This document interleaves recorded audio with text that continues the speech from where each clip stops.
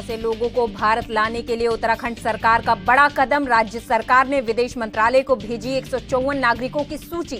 सभी डीएम और एसपी को सीएम धामी के सख्त निर्देश। यूक्रेन में चल रहे वार के बीच उत्तराखंड में सियासी तकरार। कांग्रेस ने बीजेपी पर लगाए गंभीर आरोप। कहा सरकार को नहीं लोगों की चिंता। पूर्व सीएम हरीश रावत ने भी साधा निशाना।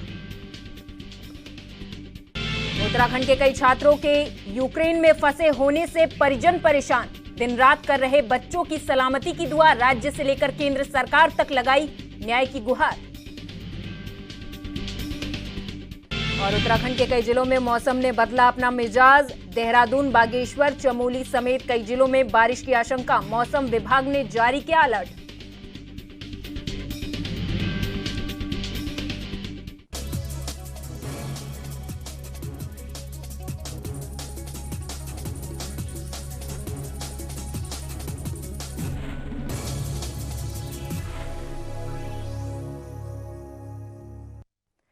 नमस्कार, आपड़ो उत्तराखंड में आपका स्वागत है। मैं हूं आपके साथ प्रियंका तिवारी। शुरुआत करेंगे इस खास बुलेटिन की। उत्तराखंड के सीएम पुष्कर सिंह धामी ने यूक्रेन रूस विवाद पर कहा कि हमें 188 अभिभावकों से सूचना मिली है कि यूक्रेन में फंसे लोगों को वापस लाने के लिए हम लगातार प्रयास कर रहे हैं। सुनिए। अभी हमारे पास टोटल 188 अभिभावकों के पूरे जो विवरण आए हैं और जो उन्होंने ऑनलाइन और हमारे जो हमने टोल फ्री नंबर जो जारी किया है उस हम सभी के लिए लगातार प्रयास कर रहे हैं। भारत सरकार से भी लगातार हम संपर्क में हैं, विदेश मंत्रालय के भी संपर्क में हैं, हमारा स्थानीय आयुक्त भी कार्यालय भी काम कर रहा है, यहाँ के हमारे अधिकारीगण भी लगे हैं, हम भी लगे हैं। हमारा पूरा प्रयास है कि हमारे सभी उत्तराखंड के जितने भी हमारे बच्चे हैं जो वहाँ किसी भी पर्पज़ से हैं, कोई पढ़ाई के पर्पज़ से, कोई अन्य पर्पज़ से, उन सभी को वापस लाया जाए और सबकी सुरक्षित घर वापसी की जाए। जो यूक्रेन के आसपास के जो देश हैं, पोलैंड जैसे देश हैं, अन्य देश हैं जो उनके समीपवर्ती क्षेत्र हैं, उन क्षेत्रों से चूँकि यूक्रेन के अंदर पूरी तरह से हवाई सेवाएं ठप हैं, हवाई सेवाएं नहीं चल रही हैं, इसलिए जो भी मार्ग होकर जो भी बच्चे हैं या जो अन्य लोग हैं जो अन्य राज्यों में पहुंच रहे हैं, वहां से भारत सरकार के स्तर पर पूरी व्यवस्थाएं हो रही हैं। हमारे दूतावास भी काम कर रहे हैं, अन्य चीज़ें काम कर रही हैं। सर, अभिभावकों ने साथ में बात की? अभिभावकों से बात की है और हमने कहा। देहरादून में मुख्यमंत्री पुष्कर सिंह धामी ने पूर्व मुख्यमंत्री तीरथ सिंह रावत से मुलाकात की। इस दौरान उन्होंने यूक्रेन रूस विवाद पर भी प्रतिक्रिया दी। मुख्यमंत्री पुष्कर सिंह धामी ने तीरथ सिंह रावत को पुष्प देकर और शॉल उड़ाकर उनका अभिवादन किया। पुष्कर सिंह धामी ने कहा कि तीरथ सिंह रावत का मार्गदर्शन उन्हें बचपन से ही मिला है, इसलिए चुनाव के बाद ये एक शिष्टाचार मुलाकात थी। लेकिन हमारा बचपन से ही क्योंकि उनका मार्गदर्शन आशीर्वाद हमेशा मेरे साथ रहा है। विद्यार्थी परिषद के ज़माने से वो हमेशा हम लोगों को प्रोत्साहित करते रहे हैं, आगे बढ़ाते रहे हैं। आज भी चूँकि चुनाव के बाद बहुत दिन हो गए थे, बीच में चुनाव के बाद उनके भी कार्यक्रम लगे हुए थे, कई जगह थे। कल जैसी सूचना मिली कि आ गए हैं, तो आज बस वैसे शिष्टाचार, बस उनका आशीर्वाद बने। चुनावी चर्चाएं भी रही हैं। हाँ, स्वाभाविक है। चुनाव के संबंध में जो भी घटनाक्रम हुए हैं या जो चुनाव के दौरान चीज़ें हुई, किस प्रकार से हमारा प्रचार प्रसार, तमाम चीज़ें, उन सब पर तो चर्चा होती है। सर, मतदान के बाद बीजेपी में अंदर खाने बड़े आरोप लगते हैं। अब यतीनानंद गिरि जी ने भी आरोप लगाया कि भीतरघात हुआ है। देखिए, हमने सभी लोगों से कहा है अगर किसी को कोई दिक्कत हो तो पार्टी के फोरम पर दे सकते हैं और ऐसी कोई बात नहीं। लगातार छात्रों को यूक्रेन से लाने की जो कोशिशें हैं, आप लोगों ने उसमें नोडल अधिकारी बनाए, कुछ अपडेट अभी तक क्या रहा सर, क्या डायरेक्शन? नहीं, नोडल अधिकारी बनाए अभी तक 188 लोगों ने, जो हमारा टोल फ्री नंबर है उनके अभिभावकों ने, उन्होंने हमसे संपर्क किया है और हमारी कोशिश है कि पोलैंड के रास्ते से या अन्य रास्तों से जो भी सुगम मार्ग है, क्योंकि यूक्रेन में हवाई सेवाएँ पूरी तरह से बंद हो गई हैं। रूस और यूक्रेन के बीच युद्ध शुरू होने के बाद यूक्रेन के हालात काफी नाजुक दिखाई दे रहे हैं। इसी में हरीश रावत ने प्रतिक्रिया दी और कहा कि हमने पीएम मोदी से बात की है और उनसे अपील की है कि जल्द से जल्द भारतीय नागरिकों को वतन वापसी कराई जाए। सुनिए। यूक्रेन की स्थिति बहुत चिंताजनक है। रूस के आक्रमण के बाद युद्ध अवश्य संभावी लगता है। ये एक तीसरे विश्व युद्ध की भूमिका बन रही है यूरोप की धरती से, और ये अचानक नहीं हुआ है, बहुत लंबे समय से स्थितियां बन रही थी, और पिछले कुछ हफ्तों से तो ये स्पष्ट लग रहा था कि आक्रमण होगा, युद्ध होगा। तो ऐसी स्थिति में भारत के नागरिकों को सुरक्षित स्थान पर निकाल करके ले जाना भारत का पहला दायित्व है। उत्तराखंड के भी छात्र बड़ी संख्या में जो वहां अध्ययन करने के लिए गए थे फंसे पड़े, माँ बाप बहुत चिंतित हैं। उत्तराखंड सरकार ने यूक्रेन में फंसे 154 राज्यवासियों की पहली लिस्ट विदेश मंत्रालय को जारी कर दी है। इस दौरान हेल्पलाइन नंबर जारी करने के साथ ही सभी डीएम एसएसपी को भी अपने अपने जिलों से यूक्रेन में फंसे लोगों की जानकारी लेने को कहा गया था, और यही कारण है कि दिन भर जिलों के पुलिस कंट्रोल रूम के नंबर व्यस्त रहे। सभी के अभिभावक, उनके परिजन सब परेशान हैं। उनके लिए यहाँ पर चूँकि बैठक भी करी है, और जो हमारी P Renuka law and order की डीआईजी हैं उनको यहाँ नोडल अधिकारी बनाया है, और साथ में कुछ टोल फ्री नंबर भी जारी किए हैं। और हम स्थानीय आयुक्त कार्यालय से दिल्ली से, और मैंने की सुरक्षा सलाहकार अजीत डोभाल जी से भी बात की है। विदेश मंत्रालय के भी हम लगातार संपर्क में हैं, और बहुत सारे जो बच्चे हैं उनके बच्चों के अभिभावकों से भी मैंने बात की है। सबकी लोकेशन ली है, कहाँ कहाँ पर बच्चे हैं, और कोशिश कर रहे हैं कि वो अपने पड़ोसी जो भी उनके जो भी देश हैं, चूँकि यूक्रेन के आसपास के देशों में यूक्रेन में काफी संख्या में भारतीय नागरिक फंसे हुए हैं, और उनको तत्काल वहां से सुरक्षित निकालने की कवायद शुरू कर दी गई है। तो आपको बता दें, ऐसे में वहां रह रहे लोगों के परिजन काफी चिंतित हैं। उत्तराखंड के कई युवा यूक्रेन में पढ़ाई कर रहे हैं, और उनके परिजन चाहते हैं कि वे जल्द से जल्द अपने वतन वापस लौट आएं।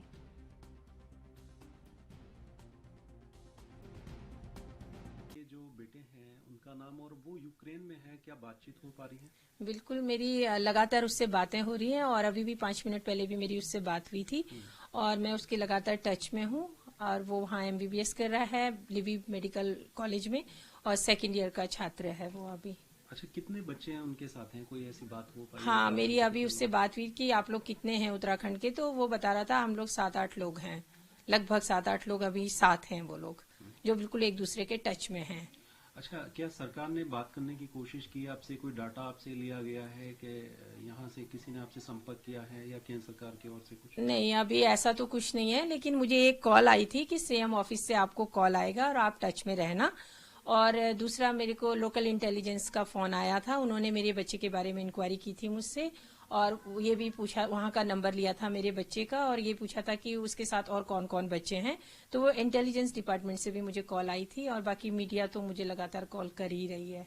अच्छा, वीडियो कॉल पे बात हो रही है आपकी? हाँ, बिल्कुल, लगातार मेरी वीडियो कॉल पे बात हो रही है। अभी बच्चा सेफ है, बीच में उनके वाईफाई कनेक्शन वो हो रहे हैं, थोड़ा सा डिस्टर्ब हो रहा है, लेकिन मेरी बात हो रही है अपने बच्चे से। सियाचिन में जगेंद्र सिंह चौहान ग्लेशियर टूटने से शहीद हो गए थे, जिनका पार्थिव शरीर आज सुबह उनके आवास पर पहुंचा। तो वहीं आपको बता दें, जिसके बाद हरिद्वार में शहीद का अंतिम संस्कार कर दिया गया है। देर शाम सीएम पुष्कर सिंह धामी शहीद जगेंद्र सिंह चौहान के आवास पहुंचे, जहां उन्होंने शहीद के चित्र पर पुष्प अर्पित कर श्रद्धांजलि अर्पित की। उन्होंने शहीद के पिता को हर संभव मदद देने का आश्वासन भी दिया है। हवलदार जगेंद्र सिंह चौहान का दुर्गति को प्राप्त हुए हैं, और हम परिवार के साथ हैं, और हमारे पूरे उत्तराखंड हमारी वीरभूमि है, और हमेशा शहीदों को हम याद करते हैं, नमन करते हैं, हमारी स्मृति में रहेंगे, और हमेशा आने वाली पीढ़ियों की भी स्मृति में रहें, उसके लिए भी हम कुछ न कुछ निश्चित रूप से हम आगे करेंगे, जिससे कि आने वाले जो हमारे नौनिहाल हैं, हमारे बच्चे हैं, हमारी युवा पीढ़ी है, सब उनसे प्रेरणा लें, और देशभक्ति का जो जज्बा हमारे यहाँ है वो और प्रखर हो। इस समय में परिवार के ऊपर भी बहुत बड़ी विपदा आई है। भगवान जो है उनके सभी परिवार के लोगों को, माता पिता को, उनके पास जसपुर प्रशासन कांवड़ यात्रा को लेकर पूरी तरीके से सतर्क नजर आ रहा। महाशिवरात्रि के उपलक्ष्य में जहां एक और भक्त पूरी आस्था और श्रद्धा के साथ हरिद्वार से भोले की कांवड़ और जल लेकर अपने अपने गंतव्य की ओर निकलते हैं, तो वहीं इसी दौरान प्रशासन भी पूरी तरह सतर्क नजर आ रहा। जिला उधम सिंह नगर के जसपुर क्षेत्र में आज सुबह से ही भोले के भक्त पहुंचने शुरू हो गए और पूरा जसपुर भोले के जयकारों से गूंज उठा। जहां जगह जगह कांवड़ियों की सेवा के लिए भंडारे का आयोजन किया गया ताकि भोले के भक्तों को किसी प्रकार की परेशानी ना हो। वहीं कोतवाल जसपुर जगदीश देवप्पा ने बताया कि कुमाऊं के जितने भी कांवड़िए हैं वो सभी जसपुर होकर ही गुजरते हैं, इसलिए सुरक्षा व्यवस्था के पूरे इंतजाम कर लिए गए हैं। कुमाऊं क्षेत्र का जितने भी लोग कांवड़ का जल लेने जाते हैं, शिवरात्रि के दिन जल चढ़ता है, वो सब उनका जो रास्ता है वो जसपुर होते हुए निकलता है। तो कांवड़ एक तरह से पुलिस के लिए बड़ा सेंसिटिव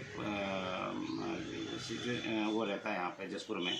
तो हम लोगों ने पुलिस फोर्स में कुछ फोर्स की डिमांड कर रखी है और फोर्स मिल जाएगा और जगह जगह पर इन लोगों ने जो है उनके ठहरने की व्यवस्था करके और रोड व्यवस्था मेन है हमारा, रोड व्यवस्था में पूरा फोर्स लगा दिया जाएगा और अच्छी व्यवस्था रहेगी।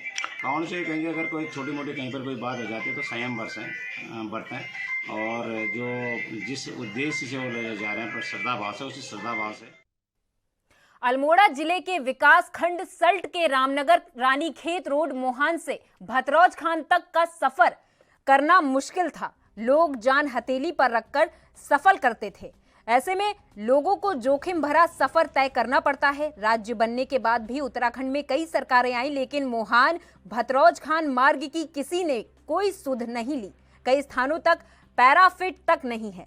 चुनाव के समय क्षेत्र के जनप्रतिनिधि घोषणा तो करते हैं मगर चुनाव के बाद कोई सुध नहीं लेता। सारी समस्याएं क्योंकि यहाँ पर गड्ढे हैं जगह जगह पर, ऐसा लग रहा है कि जैसे इस रोड का कोई है नहीं। और ये आज से नहीं हो रहा है सर, ये इसको हो गए करीब 10-12 साल हो गए इस रोड को। और जो कि आए दिन यहाँ पे इतने एक्सीडेंट हो रहे हैं कि खुद ही हमारे घर में ही मतलब खुद ही हमारे घर से ही एक एक्सीडेंट भी हुआ। तो मैं इस रोड के बारे में ये कहता हूँ कि प्लीज़ जो भी सरकार आए और इस सरकार का इस रोड का तुरंत इसका वो करे, निर्माण करे और इस रोड को एक हाईवे के तौर पर लिया जाए इस रोड को जी। रानीखेत मोहान से लेकर घट्टी तक बिल्कुल खस्ता हाल है। 10 साल तक आज तक कोई भी सरकार ने इस पर कोई भी मुद्दा नहीं उठाया। यहाँ पर पैदल चलना हम लोगों के लिए बहुत दुर्लभ हो गया है और 10 साल से यहाँ गड्ढे हुए रोड में, यहाँ पैदल चलना मुश्किल हो गया। गाड़ियाँ चलना मुश्किल हो गई। यहाँ पर लोग आए दिन रात हादसे होते हैं इस रोड के कारण। इस रोड जो हमारा राष्ट्रीय राजमार्ग है रानीखेत से मोहान तक, इस रोड को आज तक कोई भी सरकार ने अनदेखी करी इसकी। इसमें आज तक 10 साल से डामर नहीं हुआ। इनमें इतने गड्ढे हो चुके हैं कि दिन रात यहाँ हादसे होते हैं। आए दिन यहाँ पर गाड़ियाँ गिरती हैं, लोग अपनी जान माल हथेली में रखकर इस रोड पर चल रहे हैं। यहाँ पर पैदल चलना हमारा मुश्किल हो चुका है। मचोड़ से लेकर मोहान तक इसमें गड्ढे हो गए हैं। समय पर उपलब्ध धनराशि के अनुसार हम लोग पैच बनवाते रहते हैं। अभी पीछे भी बनवाए थे, भी मौसम ठीक होने के बाद अभी फिर और पैच बनवाए भी जाएंगे इसमें। लेकिन चूंकि इसमें जो है सन 2010-11 के बाद से पीरियोडिक रिन्यूअल नहीं हुआ है, इसलिए इस रोड की हालत ज़्यादा खस्ता है। इसकी क्रस्ट पूरी फेल हो चुकी है।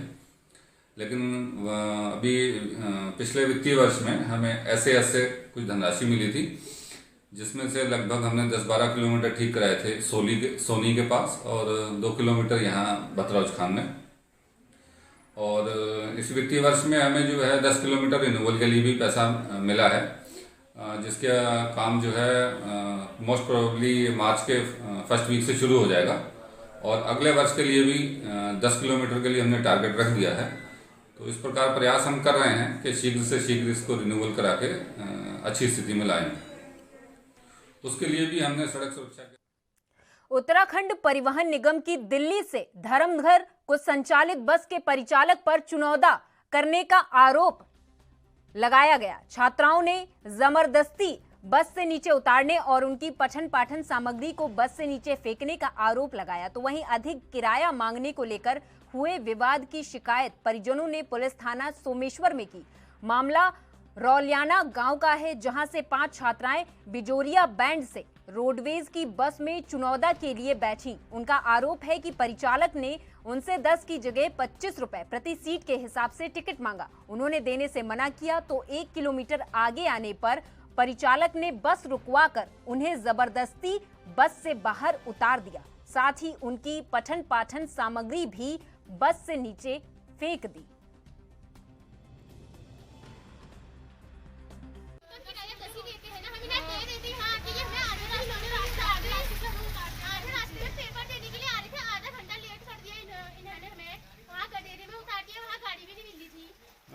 बड़ी मुश्किलों से हमने गाड़ी रोकी, फिर रोड में खड़े होकर जो कि हमें गाड़ी वाले ले जाते हैं बस के अलावा।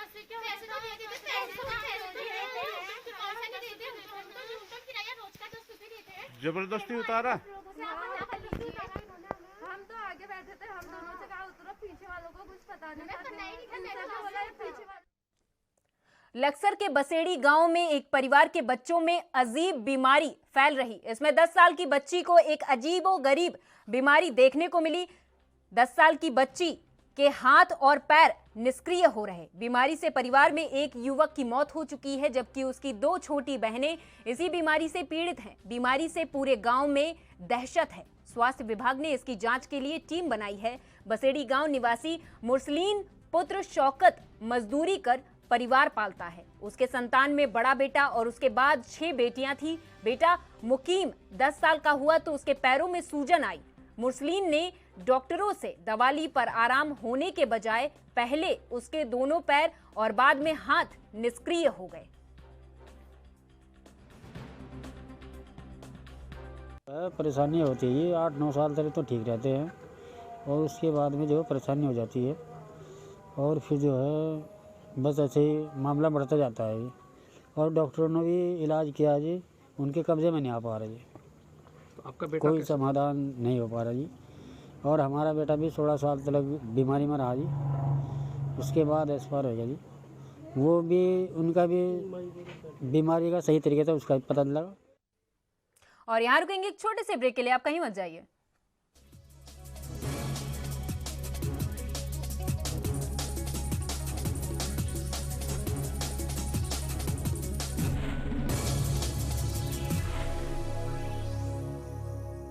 रूप मंत्रा आयुर्वेदिक फेस वॉश। इसमें है क्यूकम्बर के प्योर एक्सट्रैक्ट्स जो नेचुरली चेहरे को मॉइस्चराइज रखे। ये कोई कॉस्मेटिक नहीं, आयुर्वेदिक औषधि है। लखनऊ से लेकर चंडीगढ़ तक, मुंबई से लेकर रायपुर तक, क्या है राजनीति की हलचल, क्या है समाज का मिजाज। राजधानी लाइव, हमारी नजर, आपका फैसला, हर रोज सुबह 8 बजे सिर्फ ANP न्यूज पर। दिस प्रोग्राम इज को-स्पॉन्सर्ड बाय सच्ची सहेली, महिलाओं के लिए सबसे भरोसेमंद औषधि एवं टॉनिक। रूप मंत्रा आयुर्वेदिक फेस वॉश। ये कोई कॉस्मेटिक नहीं, आयुर्वेदिक औषधि है। पेट सफा पहली रात से ही असर दिखाता है और इसकी आदत भी नहीं पड़ती। पेट सफा हर रोग दफा।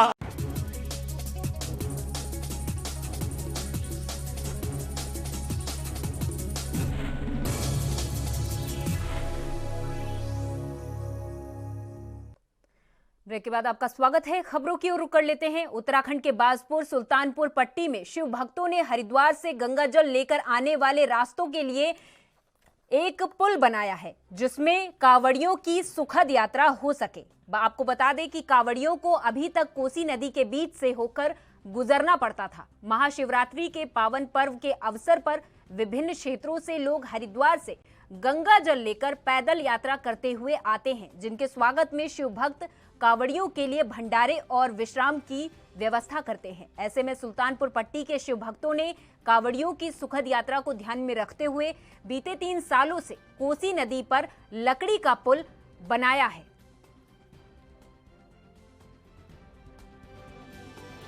नदी पार होने में उन्हें कष्ट होता है, इस वजह से हमने पुल बनाते हैं लकड़ी का हर साल, कि उन्हें कोई कष्ट ना पड़े और लकड़ी के पुल से आ जाएं। और किस प्रकार की व्यवस्था है? जैसे हमने भंडारे की अपने और भोलों की सेवाओं के लिए आदि पानी चाय हर चीज़ की। हम उस नदी में पहले हम पैदल पानी के अंदर से आते थे, पुल बना चुके हैं, अब बहुत अच्छे से आते हैं और आपका भंडारा भी बहुत अच्छा है। हम रुद्रपुर से आगे बहेड़ी तहसील में रहने वाले हैं और जिला बरेली पड़ते हैं। तो हमें ये आपका कोसी नदी बहुत बढ़िया लगा है। आपका सेवा देख के, इन लोगों को सेवा देख के हम बहुत आनंद है कि सेवा इस तरह किया जाता है। भोले कांवरी को लेके बहुत बड़ी बात है हमारे लिए। हम तो सौभाग्य है कि हम आप लोग मेहनत कर रहे हैं, हम तो कांवर लेके खाली आ रहे हैं। तो जगह जगह बहुत सारे भंडारा पूरी उत्तराखंड में, देवभूमि में इतना अच्छी भंडारा चल रहा है। हम तो खुश हैं, इसके लिए बहुत बहुत धन्यवाद देंगे आप पूरी। एक बार फिर से उत्तराखंड से लेकर दिल्ली तक का मौसम बदल चुका है। जहां एक तरफ उत्तराखंड में बर्फबारी हो रही तो वहीं दिल्ली में कड़ाके की ठंड पड़ रही। उत्तराखंड में तो लगातार 3 दिनों से बारिश का दौर चल रहा। वहीं देश की राजधानी दिल्ली में और आसपास के इलाकों में भी शुक्रवार की शाम को बारिश के साथ ही ओले गिरने के कारण एक बार फिर से सर्दी लौट आई। पश्चिमी विक्षोभ के सक्रिय होने के कारण उत्तराखंड के ज्यादातर इलाकों में बादलों का डेरा है। इस बीच बारिश और बर्फबारी के कई दौर हो चुके, कई स्थानों पर ओलावृष्टि भी हो चुकी। शनिवार को भी देहरादून सहित अधिकांश जिलों में बारिश का दौर जारी है। चारधाम समेत तमाम ऊंची चोटियों पर भारी हिमपात हुआ। बर्फबारी के चलते बद्रीनाथ हाईवे हनुमान चट्टी से आगे बंद है। नमस्कार, मैं विक्रम सिंह, निदेशक मौसम केंद्र देहरादून से। उत्तराखंड के लिए मौसम की बात करें तो आज 26 तारीख है फरवरी की, और आप देख ही रहे हैं कि आज भी जो है बदली छाई है प्रदेश में और हल्की मध्यम तक की जो बारिश है वो भी चल रही है। तो आज के दिन जो है जो हल्की से मध्यम बारिश है वो पूरे प्रदेश में ही जो है अनेक जगहों तक में है। और साथ ही आप देखेंगे जो ओलावृष्टि है या फिर जो है कहिए कि जो है लाइटनिंग है, तो वो भी एक आध जगहों में जो है कहीं कहीं पर जो है आपको इस तरह की चीज़ देखने को मिलेगी। तो आज के दिन जो है ये एक्टिविटी प्रदेश में रहेगी और कल से करीब करीब मौसम साफ है।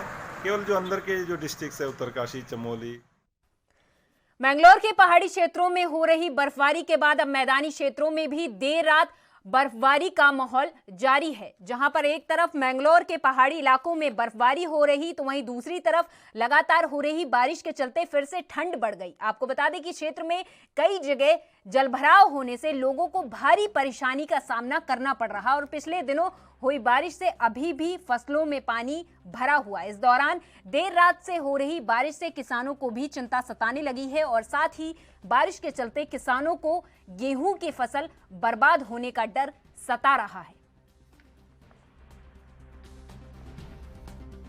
बारिश तो रात 1 बजे से हो रही थी और ये घर में हम अपने काम पे निकले थे, लेकिन काम पे नहीं निकल पाए। बारिश बहुत ज़्यादा हो रही है, वो मौसम जो है करवट ले चुका है, दोबारा ठंड बढ़ने की संभावना हो रही है और डर लगता है कि मौसम और ज़्यादा बढ़ेगा। लोग इससे बारिश से परेशान है, किसान लोग ज़्यादा ही परेशान है और मौसम इस बार बार करवट बदल रहा है, कभी गर्मी कभी सर्दी, और इस बारिश से बहुत ही ज़्यादा नुकसान है फसलों को, गेहूँ की फसल, गन्ने की।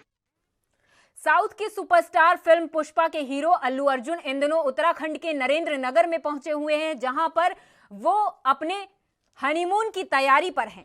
आपको बता दें मैरिज एनिवर्सरी की तैयारी कर रहे हैं अल्लू अर्जुन। आपको बता दें कुछ दिन आराम करने के लिए पहुंचे हुए हैं। बताया जा रहा है कि 6 मार्च को अल्लू अर्जुन की मैरिज एनिवर्सरी है, जिसके लिए वे यहां कुछ स्पेशल प्लान तैयार करने के लिए पहुंचे हैं।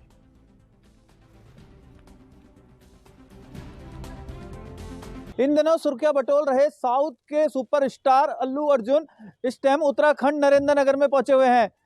सूत्रों के हवाले से जानकारी प्राप्त हो रही है कि आने वाले 6 मार्च के दिन अपनी मैरिज एनिवर्सरी उत्तराखंड में बना सकते हैं। जी हाँ, मैं ऋषिकेश से ANB न्यूज के लिए सागर रस्तोगी। और मेरे साथ इस खास पेशकश में बस इतना ही। आप देखते रहिए ANB न्यूज। नमस्कार।